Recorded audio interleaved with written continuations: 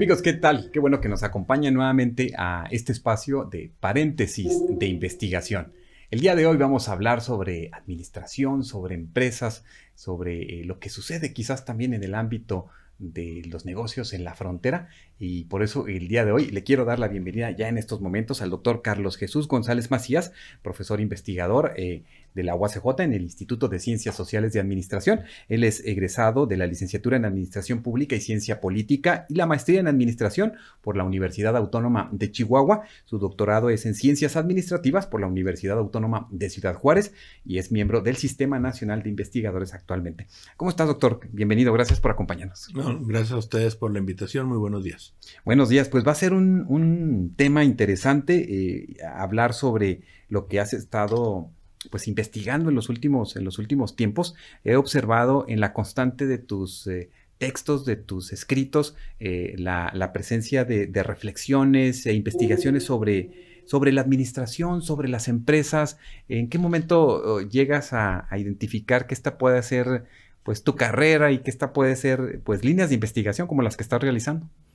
Pues yo desde muy joven trabajé en las empresas familiares, en unos talleres de servicio automotriz en la ciudad del Paso con mi familia, con mi abuelo y con mi tío. Siempre trabajé en esas empresas. Después tuve mi propia empresa por 18 años, un taller también de servicio automotriz. Y siempre he estado inmerso en la cuestión de la empresarial, ¿verdad? En tener una empresa, gestionar una empresa, gestionar los recursos. Y desde entonces me nació la inquietud por estudiar, ¿verdad? Bueno, cómo se pueden mejorar las empresas, cómo se puede hacer a una empresa más productiva, cómo se pueden optimizar los recursos. Y eso me llevó pues aunque estudié yo Administración Pública y Ciencia Política, a especializarme más en un poco más del lado empresarial. Claro, de la administración. Bueno, Sí. alguien tiene que administrar esto, ¿verdad? Y como van surgiendo los negocios o familiares, pues a veces no necesariamente hay toda una metodología de construcción como surge una empresa familiar. Pues realmente tal como una metodología, pues no, porque como es una empresa familiar,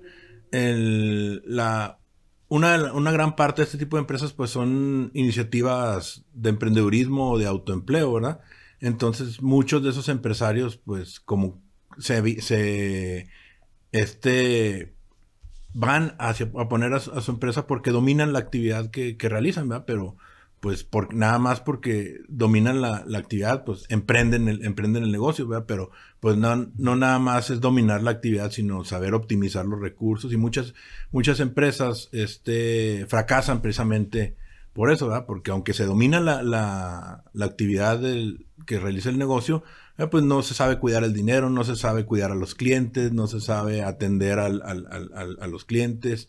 Hay unos puntos débiles ahí en la empresa que terminan por desanimar al emprendedor o al empresario y cerrar su negocio. O sea, una metodología como tal no hay. Hay muchos estudios en la actualidad, ¿verdad? Muchos estudios, muchas investigaciones en donde pues ya a la empresa familiar se le da como tal, ¿verdad? Por su propia naturaleza se le da una pauta, ya se le da un método a seguir para tratar de minimizar las posibilidades de fracaso en el futuro, ¿verdad? Claro, ¿en qué momento comienza a otorgarse precisamente una definición propia, por así decirlo, de una empresa familiar en México? ¿En qué momento pasamos precisamente de cubrir una necesidad, como muchas familias en el país, de plantearse una pequeña tiendita o incursionar, como tú decías, quizás en algún taller, en algo que pueda ayudar ahí a la colonia, a la comunidad? ¿En qué momento esto se va transformando? Pues, muy buena pregunta.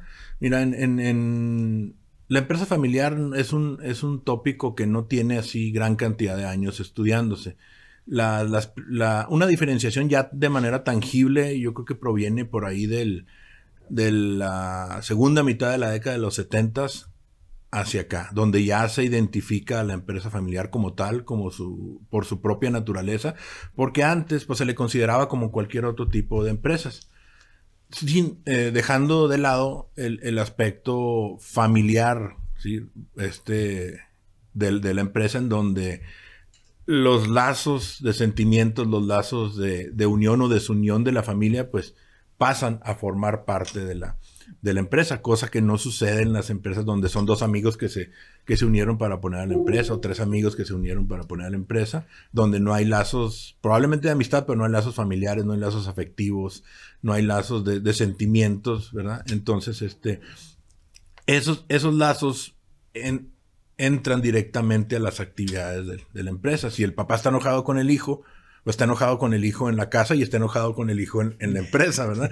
Y ese enojo entre los dos, pues va a de alguna manera repercutir en la productividad de la empresa.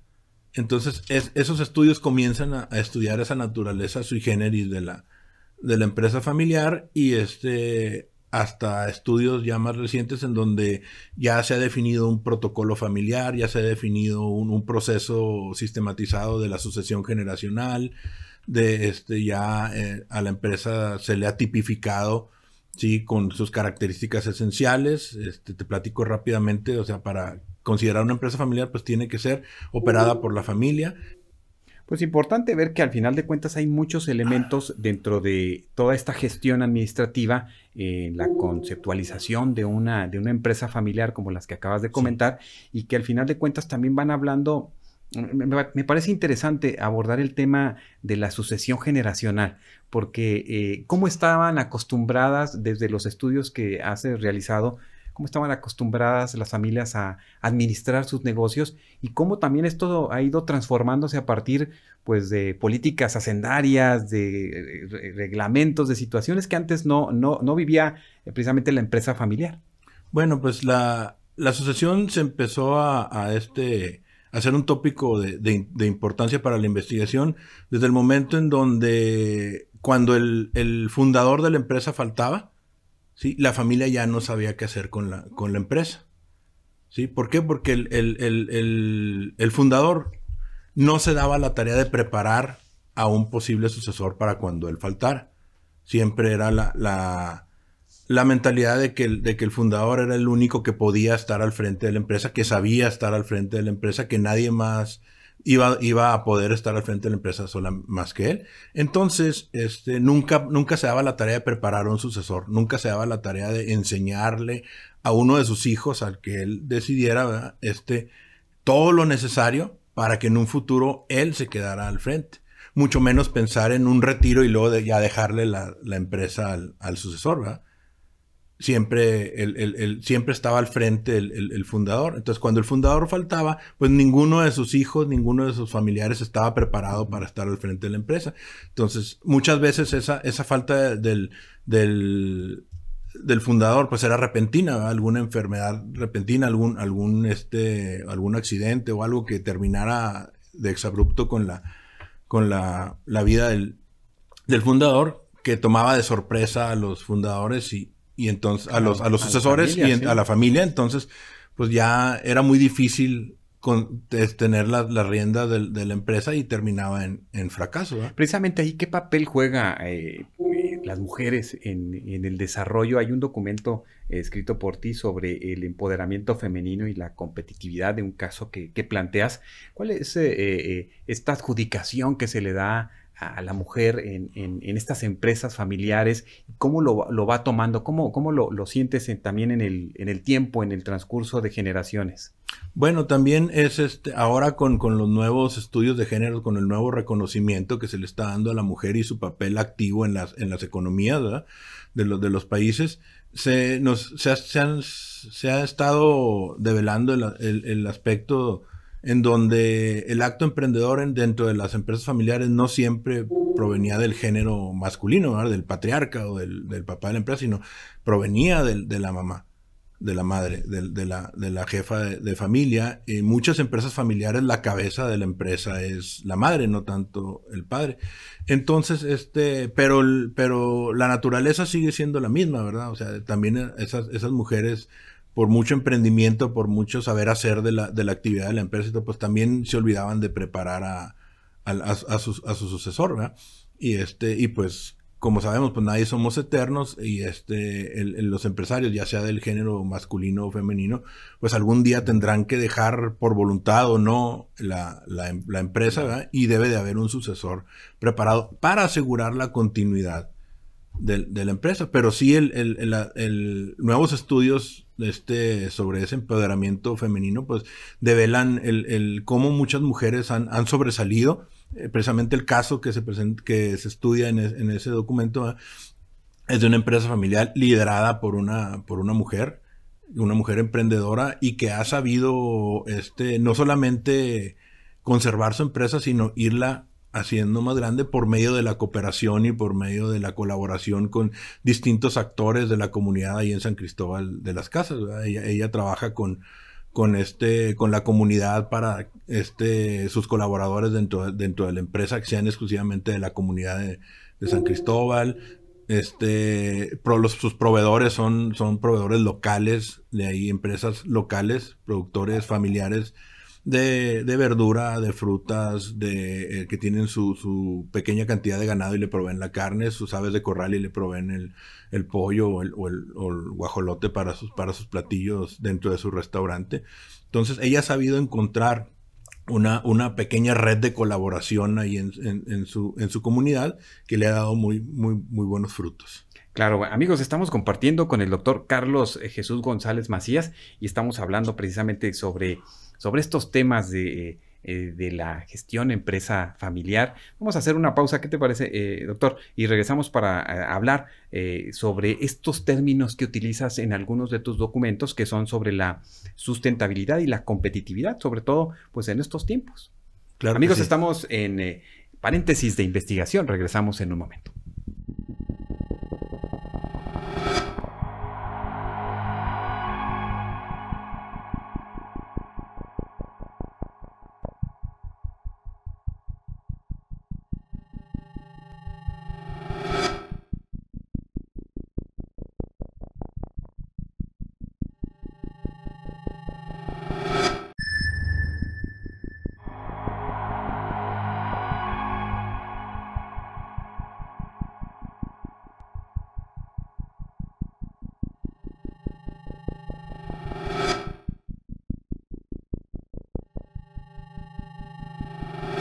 Amigos, regresamos a paréntesis de investigación. Estamos compartiendo el día de hoy con el doctor Carlos Jesús González, profesor investigador de la UACJ en el Instituto de Ciencias Sociales y Administración. Él imparte también las clases de Seminario de Investigación 2 y bueno, pues materias relacionadas con la administración. En este instituto, sus líneas de investigación son gestión de empresa familiar, gestión empresarial, gestión para la competitividad y sustentabilidad y gestión de la empresa turística.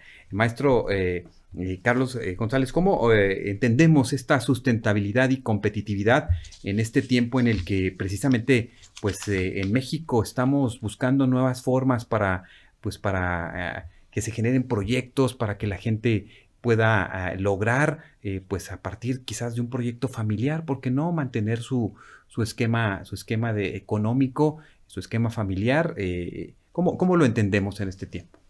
Pues es precisamente una gestión que encamine a la empresa a no comprometer los recursos sociales, los recursos financieros, económicos y recursos naturales, ¿verdad?, necesarios para un futuro, ¿verdad? Entonces, que encaminar esa gestión para que los recursos necesarios, tanto para la sociedad a quienes van encaminados sus productos y servicios, y como la empresa, pues no se vean comprometidos en un futuro, ¿verdad? Que para que permitan tanto el bienestar social como el bienestar de la empresa permitan continuar a través del tiempo, ¿verdad? Que la empresa sea capaz de generar sus propios recursos sin afectar los recursos sociales, sin afectar el tejido social de la empresa, ¿verdad?, sin afectar el bienestar social de la comunidad, perdón, sin afectar el tejido social, sin afectar la economía de sus consumidores, sin afectar la economía de la comunidad y sin afectar el medio ambiente, ¿sí?, con tal de obtener su utilidad, ¿verdad? Entonces de esa manera la gestión de la empresa le ayuda a esa sustentabilidad, tanto a lo interno, a su interior, ¿verdad?, para que la empresa continúe en sus actividades y para que la comunidad obtenga la mayor cantidad de beneficio a través de sus productos y servicios que ofrece, ¿sí?, no comprometiendo los recursos que generaciones futuras pudieran necesitar. Y que actualmente son esos parámetros que Así están ahí permanentes para cualquiera que quiera iniciar o que quiera aventurarse a planear pues un esquema de negocio. Estamos hablando hace un momento sobre también un trabajo que realizaste sobre pues la migración de empresarios de México a Estados Unidos en los tiempos de la violencia y cómo muchos de ellos pues observaron una potencialidad, en el caso de Juárez, pues en El Paso, para colocar sus empresas en este espacio. ¿Qué sucedió? ¿Qué observaste en la forma en la que los empresarios lograron algunos asentarse y otros pues no lo lograron? Pues fíjate que fue muy interesante esa experiencia porque nos dimos cuenta que a pesar de que son Ciudad Juárez y El Paso son dos ciudades hermanas, hay culturas muy diferentes al menos en el ámbito empresarial, ¿verdad? Y de normatividad, muy diferentes y que fue un factor que tal vez no se consideró por algunos empresarios que decidieron migrar su empresa al Paso, ¿verdad? Por ejemplo, en Estados Unidos hay una normatividad para abrir un negocio muy estricta. Muy rígida. Muy rígida. Sí. Entonces, pues los empresarios que llegaron allá se dieron cuenta de que no podían abrir las puertas de su negocio si no cumplían con todos los requisitos que la normatividad estadounidense pedía. Entonces era tener la inversión parada ahí sin poder comenzar actividades, ¿verdad? A lo mejor por 2, 3 meses adicionales. Pérdidas, ¿verdad? Adicionales, sí, a los que tenían proyectado.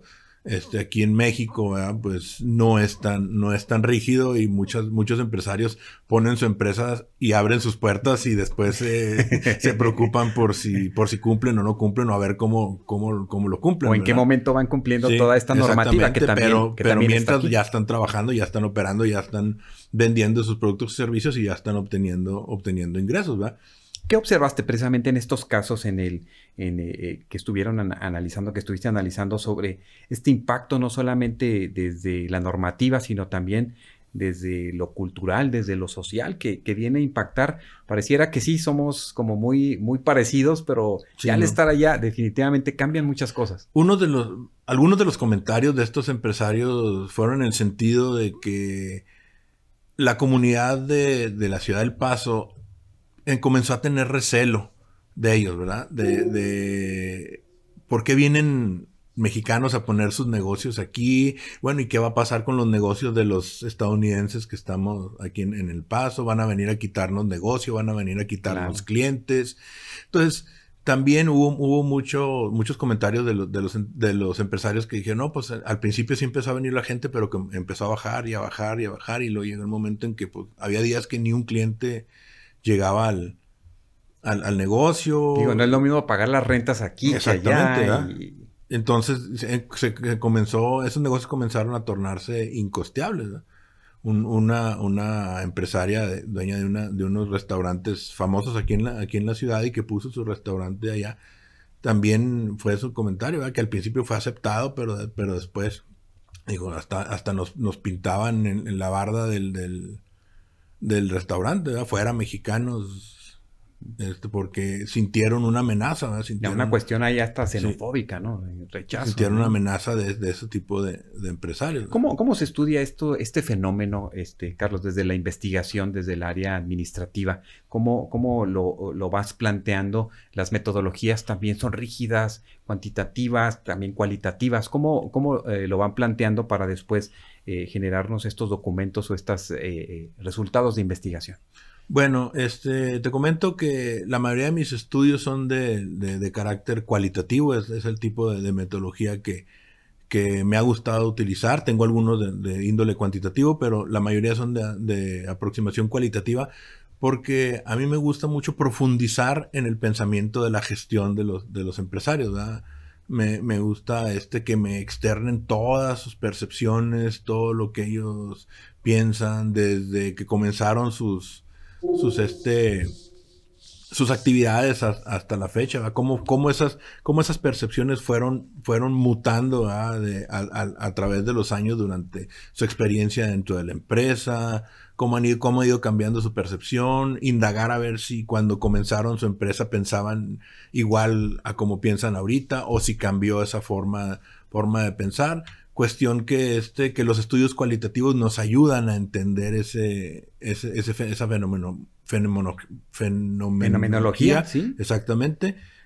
Nos ayudan a indagar en el pensamiento de los empresarios, por eso. En este esquema de casos, de diferentes casos de estudio que has hecho junto también con otros investigadores, Sí, en claro. ocasiones, tienes experiencias de casos en Chiapas, en algunas otras partes de México, en Estados Unidos, en Ciudad Juárez. ¿Cómo observas estos planteamientos? ¿Cómo sientes que se va moviendo esta reflexión?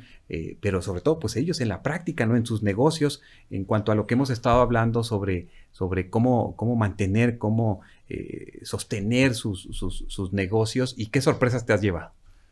Pues he tenido la oportunidad de hacer investigaciones, como bien dices, en otros lugares de la República, no solamente aquí en la región Ciudad Juárez El Paso.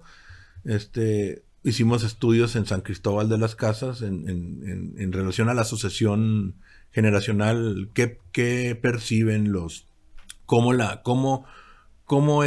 perciben los empresarios en San Cristóbal, los empresarios familiares, a la sucesión generacional. Hubo un hallazgo muy importante donde ellos quieren, los empresarios todos manifiestan un deseo porque su siguiente generación continúe con las actividades de la empresa, ¿verdad?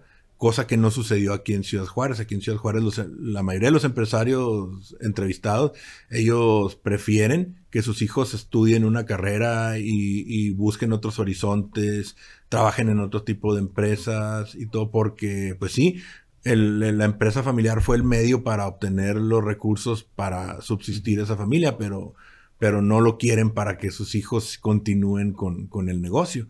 O sea, eso es un contraste muy, muy interesante, ¿verdad?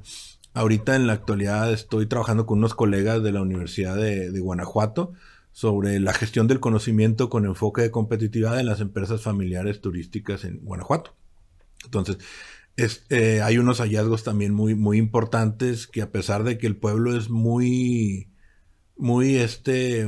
tradicional, vaya, ¿verdad? Llegamos a Guanajuato y parece que no ha pasado el tiempo, ¿no? ¿Verdad? Que pudieras haber llegado en 1950 o ahorita y estaría igual. Sin embargo, al interior de las empresas, la mayoría de los empresarios están preocupados por ser competitivos y que gestionan el conocimiento, trabajan los manuales de procesos, trabajan las recetas, trabajan los manuales, en los hoteles trabajan bajo manuales y todo, y a pesar de que pueden parecer negocios pequeños, ya ha permeado esa forma de trabajar, a manera de que como comentaba uno de los empresarios, es que si yo tengo el manual, si se me va mi gerente y llega otro, ya nomás le entrego el manual, claro, y ya se siguen haciendo las actividades igual como se deben de hacer. Ya no me tengo yo como dueño que estar preocupando por estarle enseñando, claro, cómo hacer las cosas. Ya hay algo establecido. Entonces, pues eso lo pudiéramos pensar pues en las grandes empresas, ¿verdad? O en las empresas de otra magnitud, no en un hotel, no sé, de 10 habitaciones o 12 habitaciones, ¿verdad? Claro, y además, bueno, por ejemplo, también esta cuestión de la gestión de empresa turística que comentas, bueno, sobre todo la frontera tiene muchos elementos y muchos casos que estudiar por esta forma en la que de Estados Unidos llegan a México, llegan a estas fronteras a participar en diversas empresas que no solamente desde podríamos decir, desde lo lúdico están, sino pues hay mucho esquema de actividad en ese sentido que también pueda ser digno de estudio, ¿no? Como por ejemplo el turismo médico, ¿no? El turismo médico es uno de los nuevos tópicos que se están abordando, sobre todo en frontera, ¿verdad? Donde pacientes del extranjero vienen por servicios de calidad, pero a un menor precio, ¿verdad? Aquí Ciudad Juárez actualmente hay un clúster de turismo médico ya formalmente estructurado, ¿sí? Y ya se están viendo los primeros esfuerzos para la atracción de pacientes aquí a Ciudad Juárez, ¿verdad?